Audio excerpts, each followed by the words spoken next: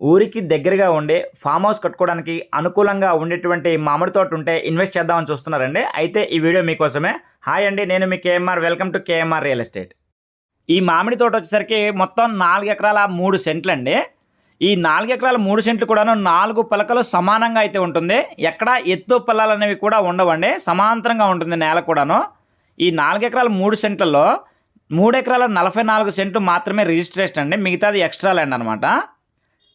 ఈ బిట్టుకున్న road connectivity విషయానికి వస్తే లోకల్గా ఉన్నటువంటి తార్ రోడ్ నుంచి సుమారుగా ఒక 200 మీటర్ల దూరంలో బిట్ అయితే ఉంటుందండి. అది కూడా 30 ఫీట్ ఎబో అయితే రోడ్డు ఉంటుంది. ఎనీ టైం కారు లారీ ఏదైనా వెళ్ళిపోతుంది అనమాట. సేమ్ ఆ ఊరికి కూడా అదే 200 మీటర్ల డిస్టెన్స్లో ఉంటుందండి. ఇది వచ్చేసరికి దీంట్లో ఉన్నటువంటి ఒక బోర్ అనమాట. దీని నుంచి 2 అంగుళాల ఫుల్ టైట్ వాటర్ అయితే వస్తాయి. ఇది కాకుండా దీంట్లో మరొక బోర్ అయితే ఉందండి. మొత్తం 2 బోర్లు 2 సర్వీసులు అనమాట. ఊరికి జస్ట్ 200 మీటర్ల దూరంలో మాత్రమే ఉంటుంది. ఫామ్ హౌస్కి అయితే మంచి అనుకూలంగా ఉంటుందండి బిట్టు. సాయిల్ పరంగా చూసుకున్నట్లయితే రెడ్ సాయిల్ అయితే ఉంటుందండి, మంచి ఎర్రనీళ్ళు ఉంటుందన్నమాట. ఈ బిట్టు చుట్టూ కూడాను ఈ విధంగా టేకు మొక్కలు అయితే వేయటం జరిగిందండి. ఈ బిట్టుకి చుట్టూ ఫెన్సింగ్ 5 వరుసలు వేసి దానికి ఇంటూ మార్క్ కూడా వేయటం జరిగిందండి. ఎంట్రన్స్లో గేట్ కూడా ఉందన్నమాట. ఊరికి కేవలం 200 మీటర్ల దూరంలో మాత్రమే ఉంటుంది. మంచి పొజిషన్లో ఉన్నటువంటి మామిడి తోట అండి ఇది. ఈ మామిడి తోట వయసు వచ్చేసరికి సుమారుగా 12 నుంచి 13 సంవత్సరాల వయసు అయితే ఉండే అవకాశం ఉందండి. ఇక ఈ బిట్టున్న లొకేషన్ చూసుకున్నట్లయితే ఆంధ్రప్రదేశ్ ఎన్టీఆర్ డిస్టిక్ నియర్ విసన్నపేట అండి.